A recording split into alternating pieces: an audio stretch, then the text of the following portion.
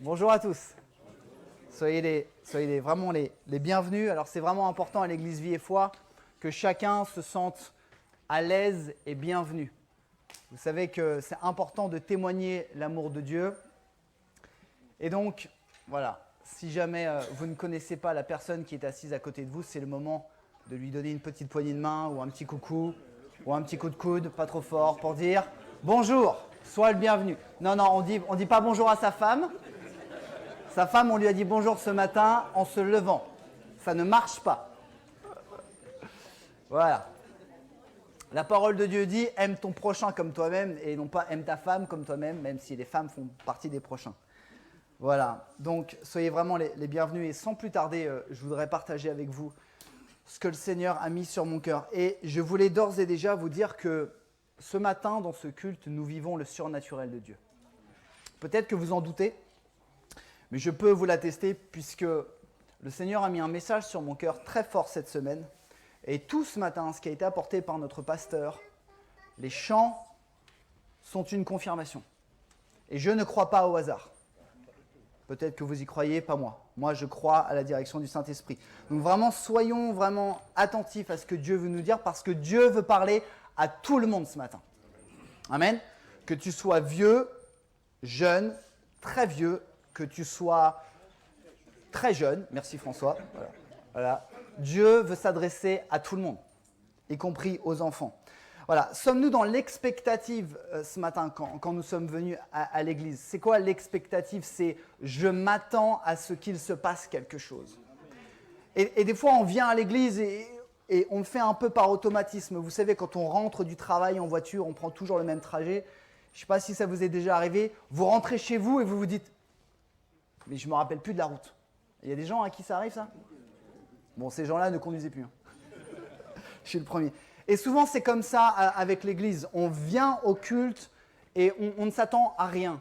On ne s'attend à rien. Et ce que je voudrais partager ce matin est dans la lignée de ce que notre frère Esaïe a partagé avec nous la semaine dernière. Si vous n'étiez pas là, je vous encourage à aller sur notre site, à l'écouter via YouTube.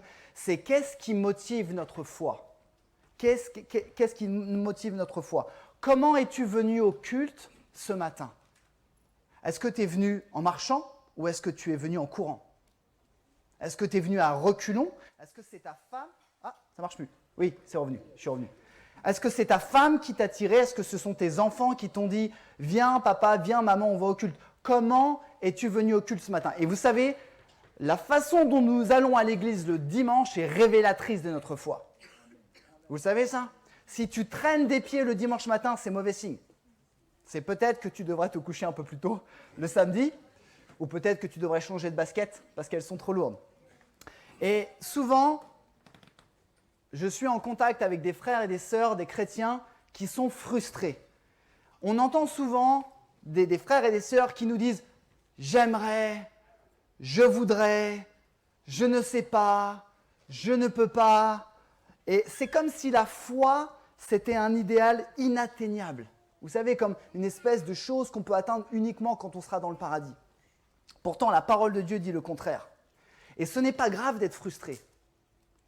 Ce qui est grave, c'est de ne rien faire pour changer. Vous voyez ce que je veux dire? On peut tous être frustrés à un moment donné, mais ce qui est grave, c'est de ne rien faire. La parole de Dieu nous dit que Christ est le chef et le consommateur de notre foi. Hébreux 12, 2. Christ est le chef et le consommateur de notre foi. Christ n'est pas limité. Est-ce que vous le croyez? Non? Si vous ne le croyez pas, je m'arrête. Et si Christ n'est pas limité, notre foi non plus n'est pas limitée. Et le titre ce matin, c'est « Vivre la plénitude de la foi ». Vivre la plénitude de la foi. On pourrait le paraphraser, je pourrais nous poser la question « As-tu soif de la plénitude de Christ » As-tu soif? Qu'est-ce que vivre pleinement sa foi? On sait que le bimestriel, le thème nous dit de vivre pleinement sa foi. Mais c'est quoi vivre pleinement sa foi? Vivre pleinement sa foi, ce n'est pas fréquenter une église. Vivre pleinement sa foi, ce n'est pas donner une dîme ou des offrandes, comme le disait Charlie dans sa prière, de donner une contribution pour l'avancement du règne. Ce n'est pas que ça. Vivre pleinement sa foi, ce n'est pas faire des prières. Je ne sais pas si vous priez tous les jours ou plusieurs fois par jour. Vivre sa foi, ce n'est pas seulement faire un service dans l'église locale. Et merci Seigneur pour les gens qui font un service. Vivre pleinement sa foi, c'est se saisir de tout ce que Jésus met à disposition pour moi. C'est faire tout ce que Jésus a dit de faire. Et c'est vivre pour la foi. Je ne me suis pas trompé, hein. On dit le juste vivra par la foi. Non, non, non. On dit bien, je vis pour la foi. Le but de ma vie, c'est de vivre pour la foi. Vous me suivez? Et c'est un peu comme quand je préparais ce message, j'ai pensé un petit peu à cet exemple. J'espère que vous pourrez le saisir comme il m'a parlé. Vous savez qu'il y a de l'oxygène dans l'air. Bon, alors pour ceux qui ne le savaient pas, maintenant vous le savez. Voilà, il n'y a pas que des gaz de Lubrizol, ne vous inquiétez pas. Oh là là, Lubrizol, on va tous mourir. Voilà, il y a 21% d'oxygène dans l'air. Quand vous respirez de l'oxygène, vous le consommez et vous n'en recrachez ou en expirez que 16%. Okay. Dans le domaine du secourisme, quand quelqu'un fait un arrêt cardiaque, il faut faire du massage et du bouche à bouche. Vous le saviez ça? Il ne faut pas paniquer. Hein. Ok. Voilà, massage. Et quand vous faites du bouche à la personne, vous ne lui apportez que 16% d'oxygène. C'est mieux que rien, mais ce n'est pas beaucoup. Quand les secours arrivent, avec leur bouteille d'oxygène, ils apportent 100% d'oxygène. Vous voyez la différence? Et c'est comme si ce matin, le Saint-Esprit voulait nous dire « Mais moi, je ne veux pas que tu respires 16 ou 21% de foi de ce que Jésus a promis. Je veux que tu respires de l'oxygène pur, 100%. » Amen. Et je voudrais lire un passage avec vous, Éphésiens 4, 13. Je vais lire dans la version Bible du Summer. Je ne sais pas si Eden, tu vas pouvoir le mettre sur l'écran. Un grand merci à Eden, parce que je suis venu ce matin sans avoir synchronisé, donc elle a tout tapé vite fait. Donc je vais essayer de lire rapidement. Éphésiens 4, 13, pour ceux qui ont une Bible. Alors, c'est lui qui a fait don de certains comme apôtres, d'autres comme prophètes, d'autres comme évangélistes et d'autres encore comme pasteurs et enseignants. Verset 12. Il a fait don de ces hommes pour que ceux qui appartiennent à Dieu, nous, pour que ceux qui appartiennent à Dieu soient rendus aptes à accomplir leur service en vue de la construction du corps de Christ. Verset 13. Ainsi, nous parviendrons tous ensemble à l'unité dans la foi et dans la connaissance du Fils de Dieu. Écoutez bien, c'est le plus important, à l'état d'adulte, à un stade où se manifeste toute la plénitude qui nous vient du Christ. Amen. La plénitude vient du mot grec pléroma. Ça veut dire ce qui a été rempli. Comme un contenant, un récipient qui a été rempli.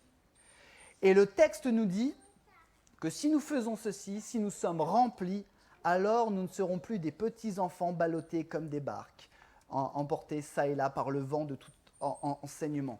La parole de Dieu nous dit que nous grandirons si nous vivons la plénitude de Christ. Et vous savez, les responsables d'église, les pasteurs, j'en côtoie quelques-uns, j'ai grandi avec un responsable d'église, sont souvent assoiffés et ils sont souvent fatigués parce qu'ils voient le peuple de Dieu stagner. Ils voient le peuple stagner, avancer, reculer, faire du surplace et souvent les pasteurs sont fatigués. Et quelque part, en réfléchissant, je me suis dit que nous, aujourd'hui, nous étions en tant que chrétiens plus coupables que le peuple d'Israël à l'époque. Parce que vous savez que le peuple d'Israël était un peuple à la tête dure. Pour ceux qui ont lu l'Ancien Testament, c'était un peuple rebelle. Et on pourrait se dire, nous, comme le peuple d'Israël, on n'est pas fidèles, blablabla. Mais finalement, si on y réfléchit, on est peut-être plus coupable qu'eux. Pourquoi ? 1, nous avons la Bible dans son entièreté. 2, nous avons Jésus-Christ qui est venu. 3, nous avons le Saint-Esprit. Le Saint-Esprit existait déjà, mais il ne s'était pas révélé. 3 choses que le peuple d'Israël n'avait pas. Nous, on a tout ça. Est-ce qu'on fait mieux ? Non, maman. Il fallait dire non à Raphaël. Est-ce qu'on fait mieux que le peuple d'Israël ? Et n'hésitez pas à répondre, je vous sens un peu timide là. Est-ce qu'on fait mieux que le peuple d'Israël ? Moi, personnellement, Mathias Joutet, je ne fais pas mieux. Je ne fais pas mieux. Quelles sont les preuves ?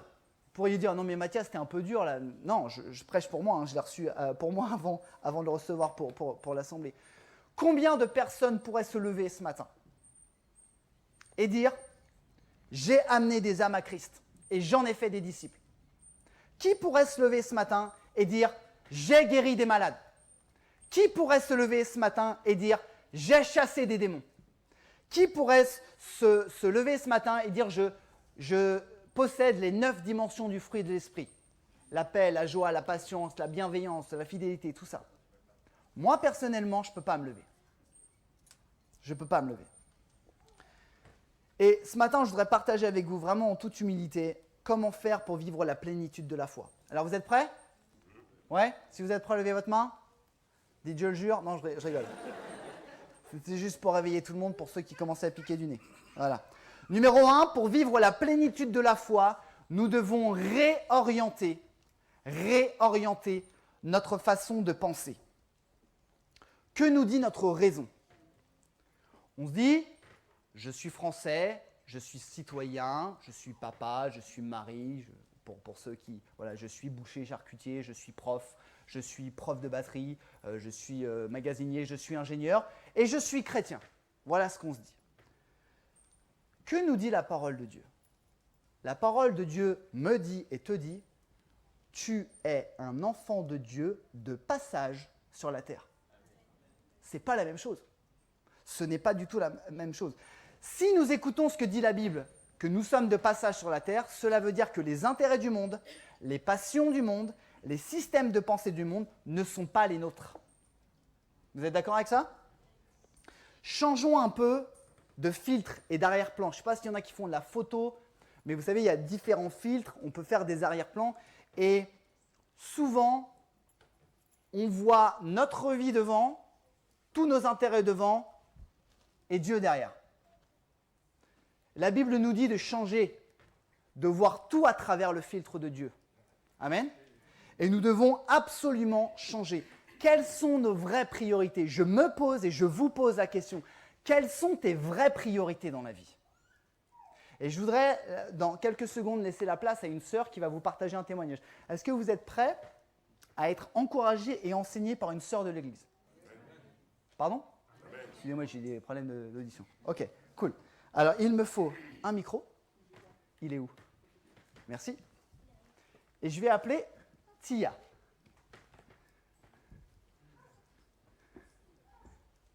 Tia, peuple de Dieu, Tia. Vas-y, mets-le bien prêt. Bonjour, je m'appelle Tia. Je voulais vous dire que Dieu m'a parlé il y a quelques semaines et il m'a dit que mon premier métier, c'était d'être enfant de Dieu, de faire partie du peuple et de rester avec lui, d'être toujours à ses côtés. Cool. Tu veux continuer ou t'as tout dit? Ça va. Ça va? C'est cool. Merci. Est-ce qu'on peut l'encourager?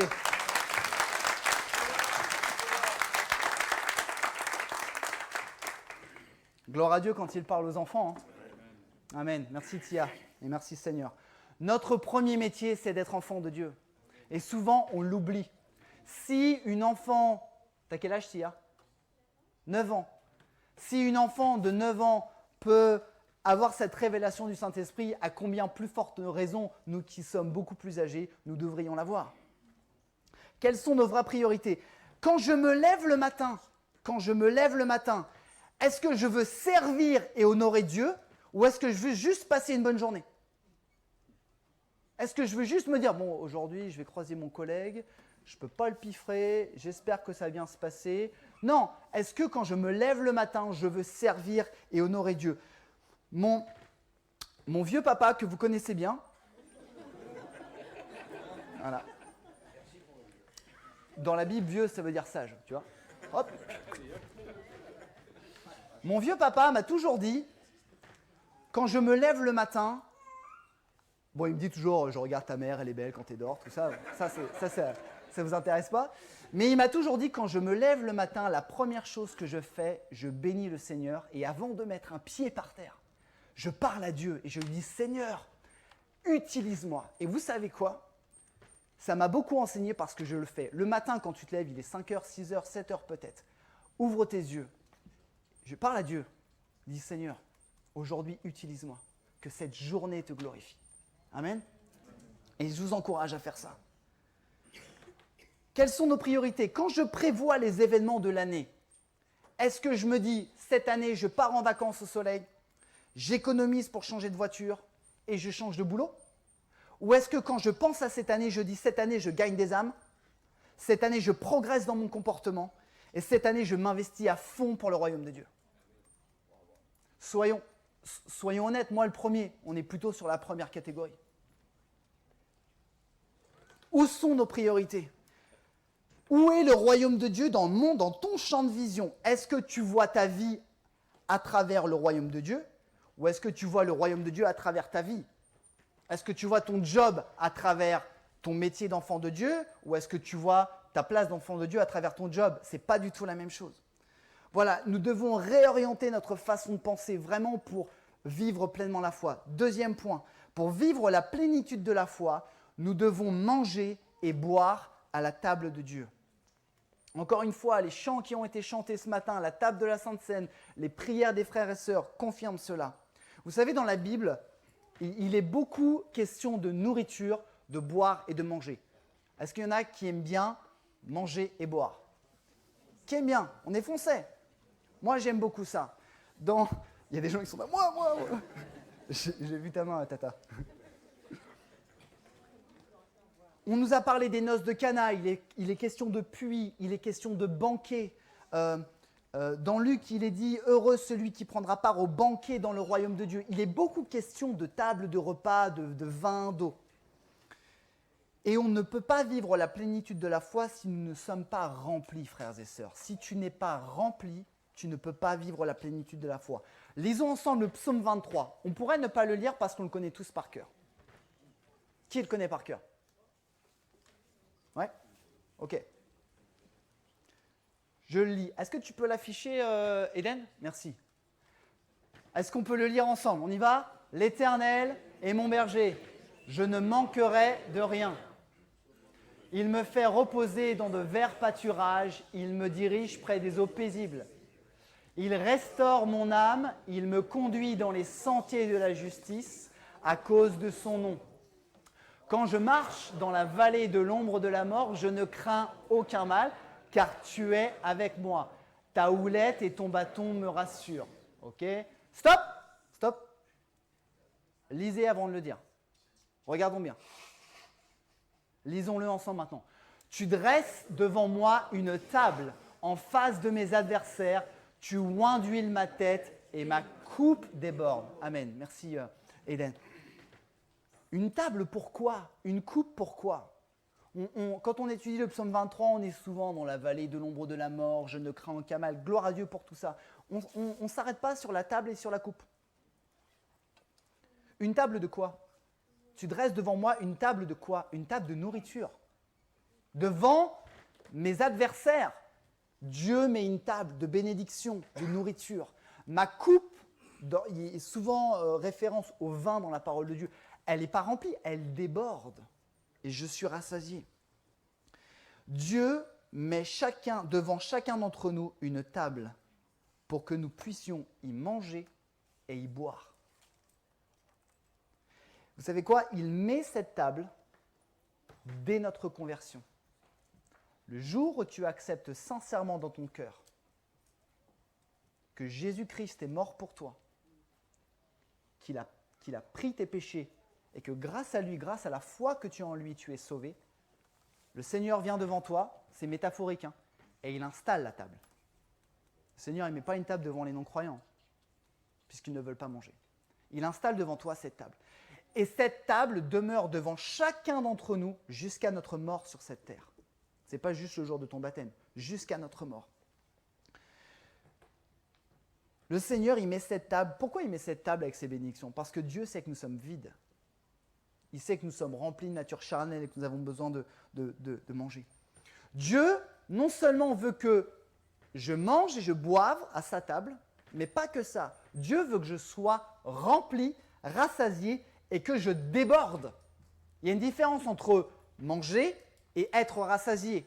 Il y a une différence entre remplir un verre et faire déborder le verre. Vous me suivez? Pourquoi, à votre avis, Dieu veut-il que tu débordes? Parce que quand tu débordes, ce qui te remplit se déverse sur les autres. Ce n'est pas uniquement autour de notre personne. Dieu veut nous rassasier, mais il veut qu'à ton tour, tu puisses rassasier les personnes qui sont autour de toi. Est-ce que ce matin, tu peux dire haut et fort, moi, ma coupe, elle déborde. Moi, ma coupe, elle déborde pour Jésus.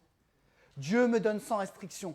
La parole de Dieu nous dit que Dieu donne son esprit à Jésus sans aucune restriction. Et de la même manière, Dieu veut nous donner toutes ces choses sans aucune restriction.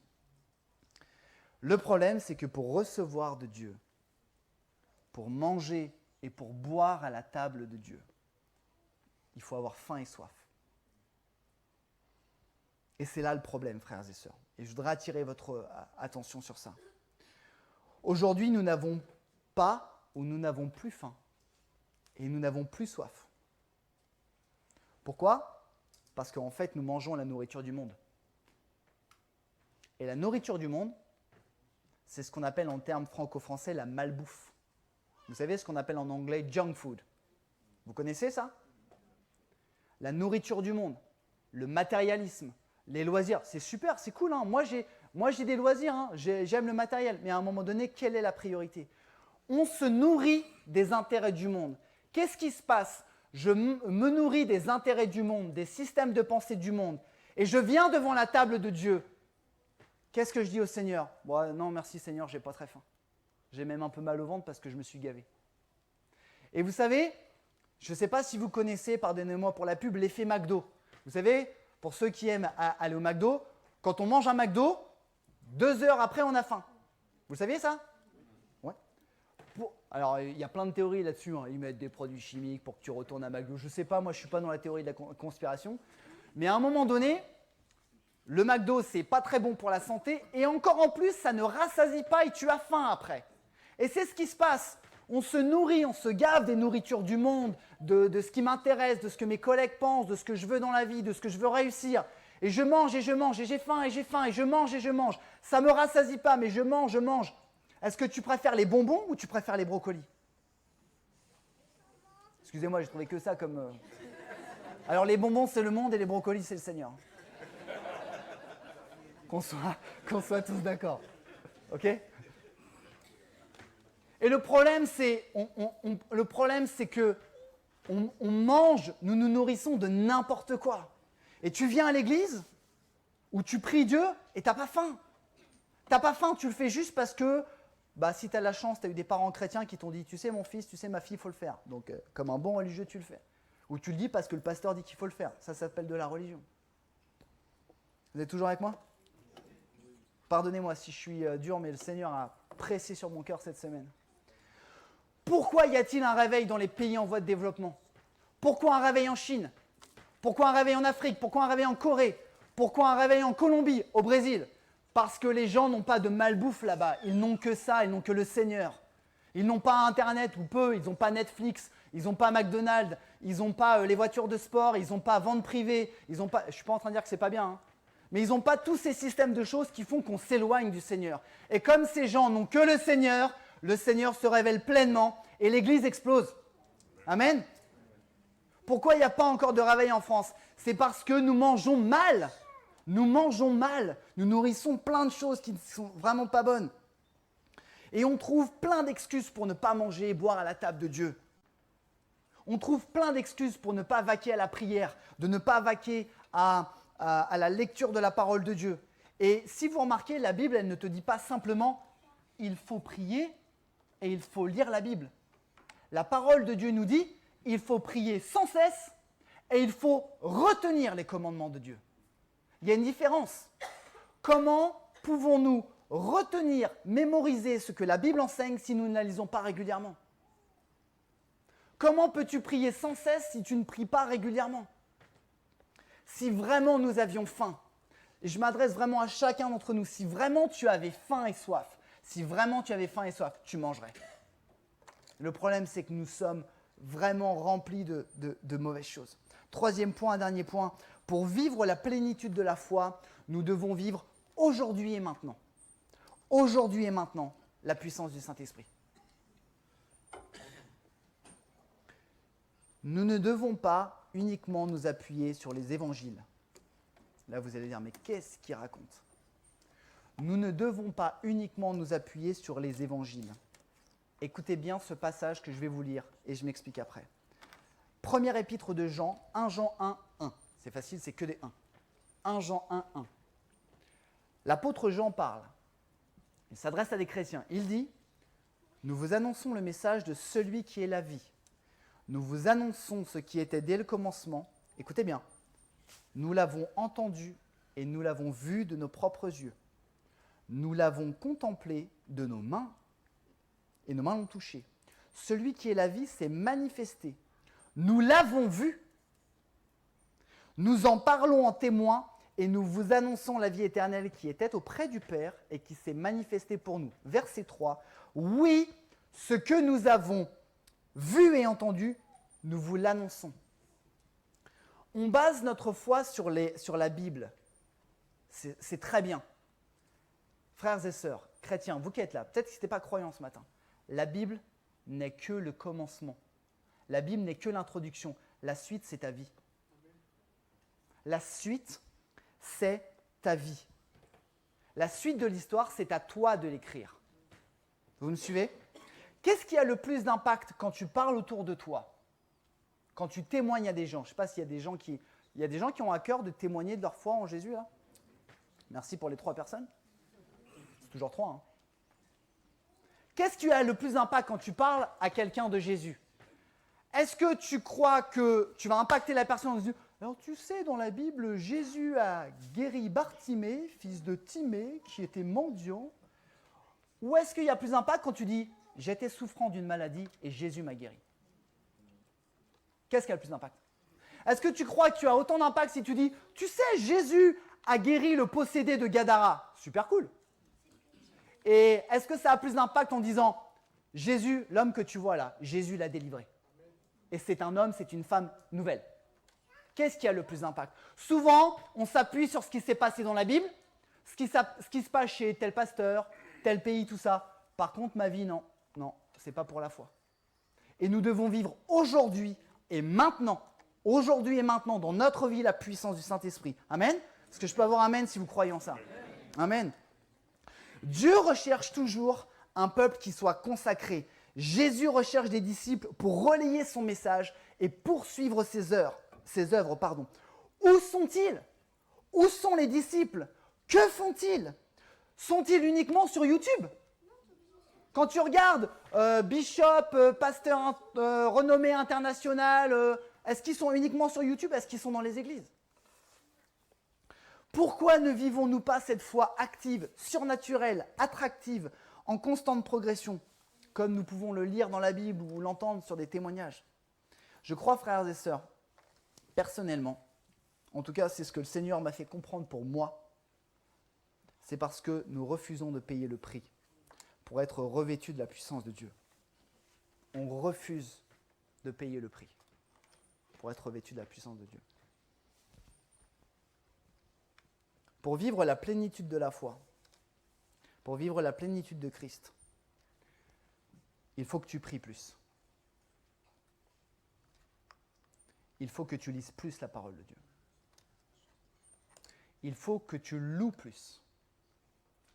Il faut que tu arrêtes de regarder les chanteurs ou les paroles. Il faut que tu commences à te focaliser sur Jésus. Il te faut plus d'amour au sens de communion fraternelle, plus de connexion avec les chrétiens. Il me faut plus de Saint-Esprit dans ta vie.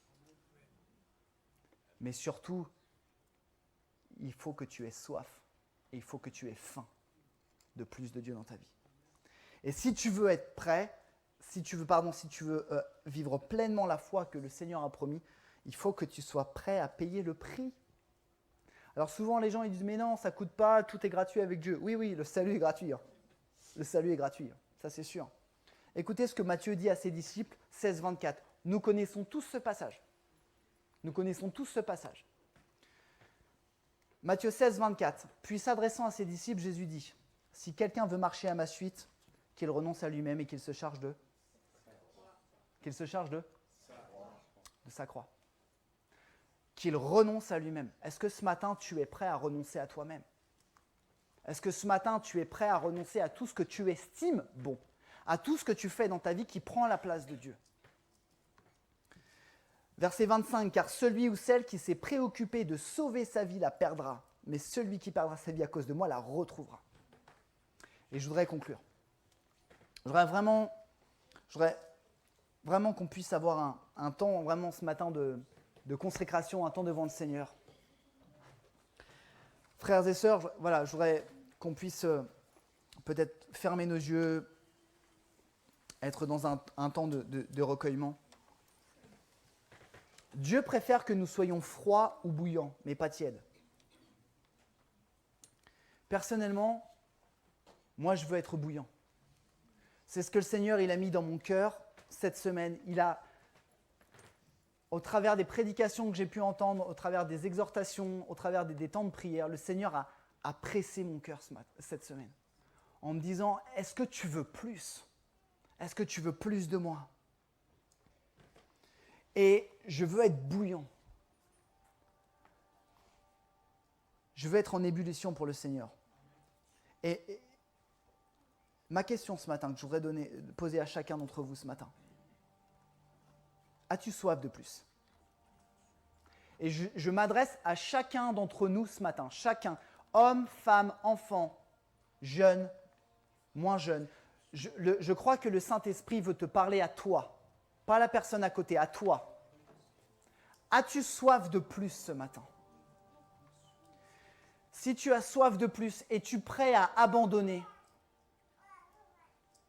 les choses dont tu te nourris et qui sont inutiles pour commencer à te nourrir de la parole de Dieu, de commencer à manger et à boire à la table de Dieu. Mais si tu veux commencer à boire et à manger à la table de Dieu, alors il faut que tu arrêtes de manger certaines choses. Es-tu prêt à changer de filtre dans ta vie? Es-tu prêt à dire, il s'est passé ça dans la Bible, mais il s'est également passé ça dans ma vie. Et grâce à ça, je peux parler du Seigneur, je peux toucher des âmes, je peux guérir des gens, je peux être rempli du Saint-Esprit et je peux être un véritable ou une véritable disciple de Christ. Je voudrais vraiment qu'on se mette devant le Seigneur ce matin.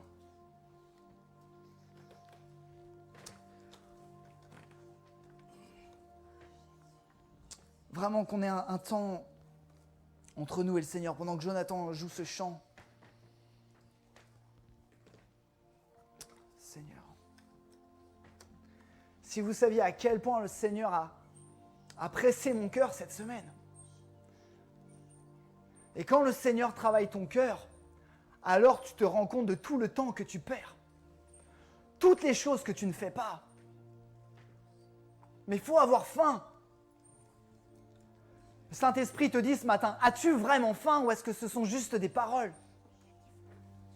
Est-ce qu'au plus profond de toi, comme le roi David dit, comme une biche soupire après des courants d'eau, mon âme soupire après toi, j'ai soif de toi, Seigneur. Je veux faire des choses folles avec toi, Seigneur. Je veux que tu m'utilises. Je ne veux pas uniquement qu'on parle des pasteurs, des anciens, des leaders, mais je veux qu'on parle des enfants de Dieu. Je veux pouvoir amener des gens à l'église. Je veux pouvoir prier pour quelqu'un, imposer les mains. Je veux pouvoir prier au nom de Jésus et guérir quelqu'un. Je veux pouvoir avoir le don de discernement.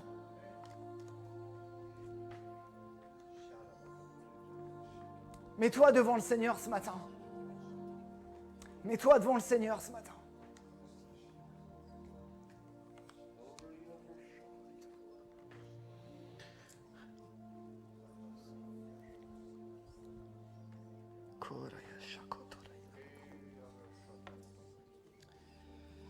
Seigneur Jésus,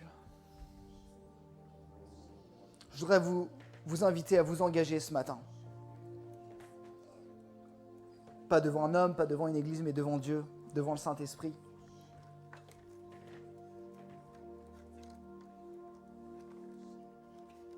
Si ce matin le Saint-Esprit parle à ton cœur et que tu sens que tu dois avoir plus soif ou plus faim, ou que tu veux avoir plus faim ou plus soif, peu importe. Je voudrais te t'encourager à t'engager devant Dieu, devant le Saint-Esprit, devant les anges, devant personne d'autre que le Seigneur. Si jamais c'est ton cœur, si vraiment c'est le désir de ton cœur, vraiment, et qu'à partir d'aujourd'hui, dimanche 16 février, tu veux que ta vie change considérablement,